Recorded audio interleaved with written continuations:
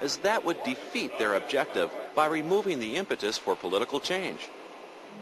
More and more, Americans are being told that global problems require global solutions.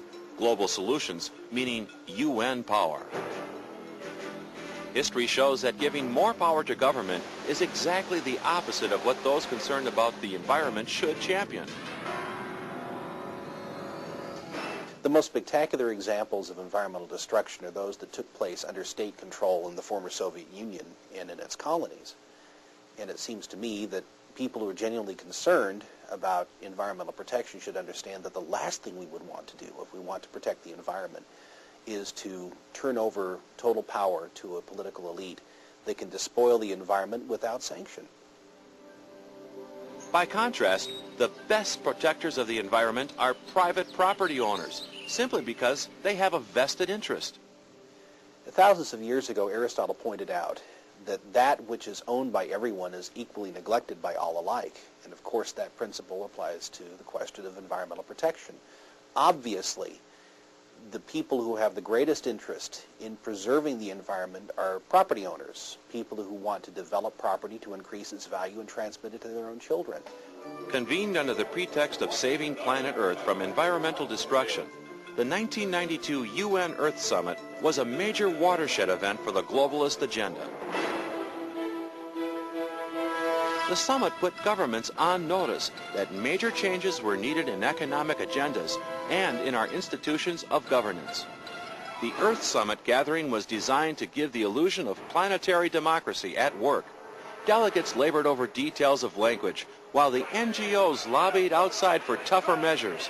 In fact, the principal programs to come out of Rio had already been worked out well in advance by the CFR brain trusts. In supporting the illusion of democracy at work, however, UN propaganda portrays the NGOs at Rio as an independent voice representing a cross-section of civil society. The Viking ship Gaia sails here from Scandinavia, bringing 10,000 messages from children of many nations. Here in the Global Forum, non-governmental organizations and environmental action groups hold their own Earth Summit under the symbolic Tree of Life to monitor the work of the official conference. The massive and growing NGO contingent at the United Nations has become a global rent-a-mob. And if you look at who is actually funding them, this becomes apparent. They are there to make the one-worlders who are grasping for power look more conservative by taking a more radical stance in many instances, and at the same time give the appearance that they are representing the people of the world, the voice of global civil society. Another group found at many UN conferences are the so-called representatives of indigenous peoples. The UN gives the impression that these activists represent the genuine independent voice of their people. At virtually all of the UN summits, for instance, you will see so-called representatives of indigenous peoples. You always see these same representatives miraculously showing up at these summits. They were going to come there to represent the people of their jungle or of their rainforest or of their mountain tribe. In virtually every case, they are there repeating the phrases that have been fashioned for them by these same NGO leaders who are promoting the UN line. One of the major CFR-inspired programs to come out of Rio was Agenda 21, a massive environmentalist manifesto.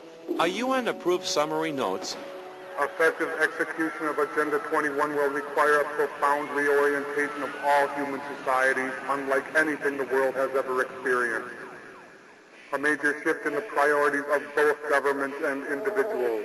There are specific actions which are intended to be undertaken by every person on Earth.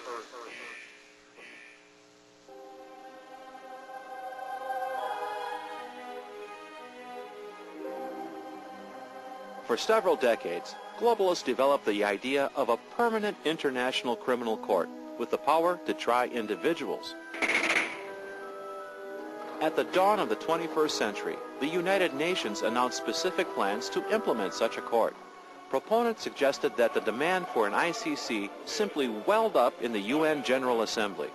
But the Council on Foreign Relations was clearly pulling the strings.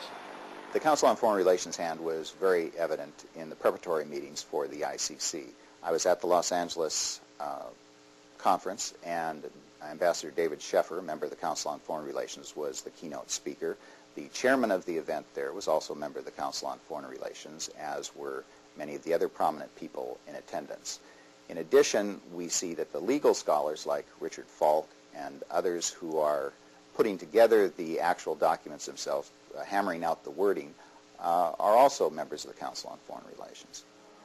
In 1998, the UN convened a conference in Rome to hammer out a treaty that would establish the court.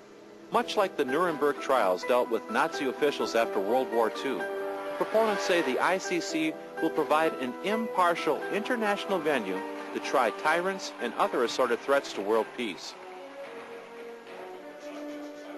In Rome, a widely read NGO publication reminded conference attendees where world justice was needed most.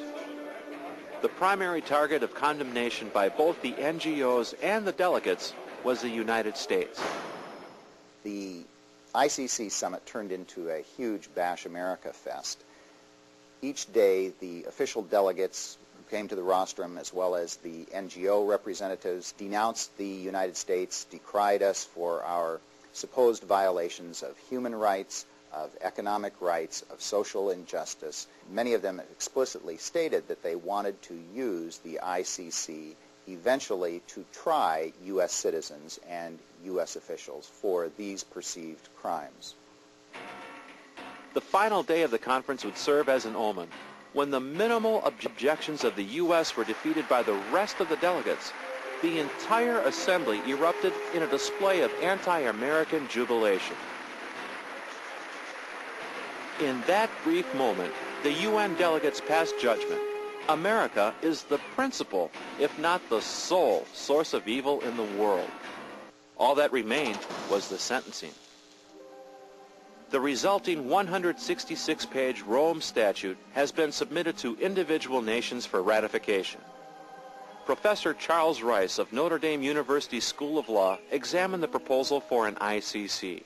In our system, as a law is supposed to be a rule of reason which, in a sense, controls the state, and the state should operate under law. I mean, there's simply no reasonable expectation that that will be the case under this. But the ICC, Rice points out, has no limits to its jurisdiction. Claiming jurisdiction to try Americans for actions committed within the United States which fit their definition of these crimes, crimes against humanity, genocide, and so on. And that is simply a repeal of the Declaration of Independence. I mean, this is outrageous. The Rome Statute claims jurisdiction for the ICC to try any individual charged with genocide, war crimes, crimes against humanity, and aggression. However, no reasonable consensus was reached at the Rome Conference concerning the definition of these crimes. Their definition will be left to the arbitrary interpretation of ICC judges. There are other ICC problems as well. Judges, prosecutors, and counsel can be drawn from authoritarian regimes that are resentful of Americans. The ICC will recognize no right to a trial by jury, and certainly no right to a speedy trial. An American citizen, whether in or out of the U.S., could be accused of violating an undefined UN law. He would then be tried and convicted by foreign prosecutors and judges, then sent to some undisclosed prison somewhere in the world.